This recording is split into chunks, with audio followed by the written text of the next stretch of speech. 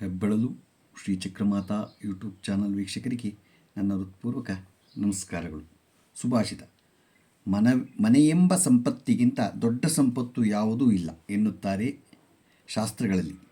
ಮನೆಯಲ್ಲಿ ಸಂತೋಷ ಇರಬೇಕು, ತೃಪ್ತಿ ಇರಬೇಕು. ಗೊತ್ತಾಯ್ತಾ? ಮನೆಯಲ್ಲಿದ್ದರೆ ಮನದಲ್ಲಿ ಸಂತೋಷ ಇದ್ದೇ ಇರುತ್ತೆ. ಮನೆಯಲ್ಲಿ ತೃಪ್ತಿ ಇರಬೇಕು. ತೃಪ್ತಿ ಇಲ್ಲದೆ ಹೋದರೆ ಮನದಲ್ಲಿ ಸಂತೋಷ ಇರಲ್ಲ. ಇವತ್ತು ದಿನಪಂಚಾಂಗಕ್ಕಿಂತ ಮುಂಚೆ ಅಕ್ಕ ಮಹಾದೇವಿ ಬಗ್ಗೆ ನಾವು ತಿಳ್ಕೊಳ್ಳೋಣ. ಶರಣೆ ಅಕ್ಕ ಮಹಾದೇವಿ ಬಗ್ಗೆ. ಇವರು ಮಹಾಯೋಗಿನಿ, ಕನ್ನಡದ ಮೊದಲ ಕವಿಯತ್ರಿ ಅಕ್ಕ ಮಹಾದೇವಿ. ಅವರ ಚೈತ್ರ ಮಾಸದ ಚಿತ್ತಾ ನಕ್ಷತ್ರದ ದವನದ ಹುಣ್ಣಿಮೆಯ ದಿನ ಅಕ್ಕ ಮಹಾದೇವಿ ಎಂಬ ಮಹಾಮಾತೆ ಜನಿಸಿದ ಮಹಾಸುದಿನ. ಆಕೆ ಪರಮ ವೈರಾಗ್ಯ ಮೂರ್ತಿಯಾಕೆ ಲೌಕಿಕ ಪ್ರಪಂಚದ ಲೋಲಪಥಗಳನ್ನೆಲ್ಲ ಲುಪ್ತವಾಗಿಸಿ ನಿರ್ಲಿಪ್ತವಾಗಿ ನಡೆದು ಹೋದಕ್ಕೆ ಭೌತಿಕವಾದುದನ್ನೆಲ್ಲ ತ್ಯಜಿಸಿ ಬಟ್ಟೆ ಬರೆ ವರ್ಜಿಸಿ ಕೇಶವನ್ನೇ ಉಡುಪು ಮಾಡಿಕೊಂಡಾಕೆ ಭವಿತನವನ್ನು ತೊರೆದು ಅನುಭವಿತನವನ್ನು ಮೆರೆದು ಶರಣ ಚಳುವಳಿಯ ಮುಂಚೂಣಿಯಲ್ಲಿ ಕಲ್ಯಾಣ ಕ್ರಾಂತಿಯನ್ನು ನಡೆಸಿದಾಕೆ ಬಸವಣ್ಣ, ಚನ್ನಬಸವಣ್ಣ, ಅಲ್ಲಮಪ್ರಭುಗಳಂಥ ಶರಣಶ್ರೇಷ್ಠರ ಸಮಕಾಲೀನವಾಗಿ ಅವರೆಲ್ಲರ ಸಮಕ್ಕೆ ನಿಂತು ಶ್ರೇಷ್ಠ ವಚನಗಳನ್ನು ರಚಿಸಿದ ಕನ್ನಡದ ಪ್ರಥಮ ಕವಿಯತ್ರಿ ಯಾಕೆ. ಶಿವನನ್ನೇ ಪ್ರತಿಯೆಂದು ಭಾವಿಸಿ ಚನ್ನಮಲ್ಲಿಕಾರ್ಜುನನ್ನೇ ವರಿಸಿದಾಕೆ. ಇವತ್ತು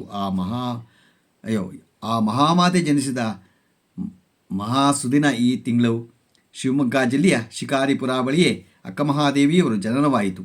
ಶಿಕಾರಿಪುರ ಮತ್ತು ಶಿರಾಕೊಪ್ಪಳದ ಮಧ್ಯೆ ಇರುವ ಉಡುತಡಿಯ ಮಾತೆಯವರ ಜನ್ಮಸ್ಥಳ. ಆಕೆ ಸನ್ಯಾಸತ್ವ ಸ್ವೀಕರಿಸಿ ಬಸವಣ್ಣನವರ ಅನುಭವ ಮಂಟಪ ಸೇರಿ ರಚಿಸಿದ ವಚನಗಳು ಕನ್ನಡ ಸಾರಸ್ವತ ಲೋಕದ ಆಧ್ಯಾತ್ಮಿಕ ಸಾಹಿತ್ಯದಲ್ಲಿ ಮಹತ್ತರ ಕೊಡುಗೆಗಳೇ. ಆಕೆ ಕನ್ನಡ ಭಾಷೆಯಲ್ಲಿ ಕಾವ್ಯ ರಚಿಸಿದ ಮೊದಲ ಮಹಿಳೆ. ಆಕೆ ಸ್ವತಃ ರಚಿಸಿದ ವಚನಗಳಲ್ಲಿ ಸಂಗ್ರಹ ಮಾತ್ರವಲ್ಲದೆ ಆಕೆಯ ಸಮಕಾಲೀನವಾದ ಹರಿಹರ ಮಹಾಕವಿಗಳು ರಚಿಸಿದ ಮಹಾದೇವಿಯ ಅಕ್ಕ ರಗಳೆ ಎಂಬ ಕೃತಿ ಅಕ್ಕಮಹಾದೇವಿಯವರ ಮೇರು ವ್ಯಕ್ತಿತ್ವದ ವ್ಯಾಪ್ತಿಯಂತಹದ್ದು ಅಂತ ತಿಳಿಸುತ್ತದೆ. ಅಕ್ಕಮಹಾದೇವಿಯರು ವಚನಗಳ ಪೈಕಿ ಹಲವಾರು ವಚನಗಳು ಅಪಾರವಾಗಿ ಜನಪ್ರಿಯತೆ ಪಡೆದಿವೆ. ಅವುಗಳನ್ನು ಅರಿಯದವರೇ ತೀರಾ ವಿರಳ. ಉದಾಹರಣೆಗೆ, ಬೆಟ್ಟದ ಮೇಲೊಂದು ಮನೆಯ ಮಾಡಿ ಮೃಗಗಳಿಗೆ ಅಂಜಿಕೆ ಎಂತಯ್ಯ ಎಂಬ ವಚನವಂತೂ ಅತ್ಯಂತ ಜನಪ್ರಿಯ. ಅನುಭವ ಮಂಟಪಕ್ಕೆ ಅಕ್ಕಮಹಾದೇವಿ ಮೊದಲು ಬಾರಿಗೆ ತೆರಳಿದಾಗ ಅವರಿಗೆ ಅಭೂತಪೂರ್ವ ಸ್ವಾಗತ ದೊರೆಯಿತಲ್ಲ.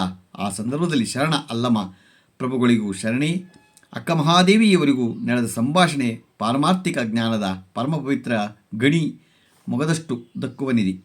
ಅಂಥ ಮೇರು ವ್ಯಕ್ತಿತ್ವದ ಮಹಾಮಾತೆ ಜನಿಸಿದ ನಾವು ಇಂದಿನ ನಮ್ಮ ಕರ್ನಾಟಕದ ಪುನೀತವಾಗಿದೆ. ಗೊತ್ತಾಯ್ತಾ?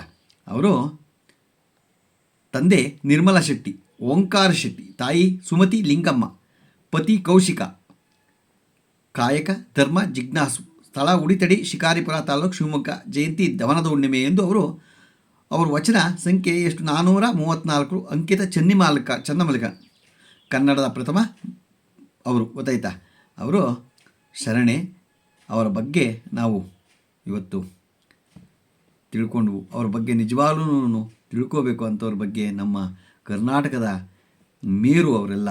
ಗೊತ್ತಾಯ್ತಾ? ಅವರ ಬಗ್ಗೆ ನಾವು ಹೆಚ್ಚೆಚ್ಚು ಅವರ ಜ್ಞಾನವನ್ನು ಅವರು ಬರೆದಿದ್ದಾರಲ್ಲ ಕೃತಿಗಳನ್ನ ಓದಿ ಅವರ ಅನುಭವವನ್ನು ನಾವು ಪಡೆದುಕೋಬೇಕು ಅಂತ ತಿಳ್ಕೊಳ್ಳೋಣ.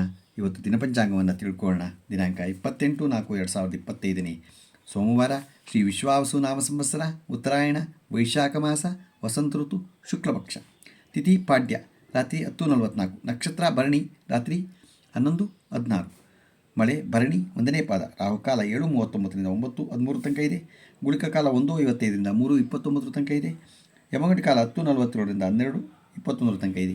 ಇವತ್ತು ಯಾರು ಹುಟ್ಟುಹಬ್ಬ ಆಚರಿಸ್ಕೊತಿದ್ರು, ಮದುವೆಯಾದ ದಂಪತಿಗಳು ವಾರ್ಷಿಕೋತ್ಸವ ಆಚರಿಸ್ಕೊಂತಿರೋರಿಗೆ ನಮ್ಮ ಹೆಬ್ಬಳಲು ಶ್ರೀ ಚಕ್ರಮಾತಾ ಯೂಟ್ಯೂಬ್ ಚಾನಲ್ ಕಡೆಯಿಂದ ಶುಭ ಕಾಮನೆಗಳನ್ನು ತಿಳಿಸ್ತೀವಿ. ದೇವರು ಅವರಿಗೆ ಆಯಸ್ಸು, ಆರೋಗ್ಯ, ಐಶ್ವರ್ಯ ಎಲ್ಲ ಕೊಟ್ಟು ಕಾಪಾಡಲಿ ಅಂತ ಕೇಳ್ಕೊತೀನಿ.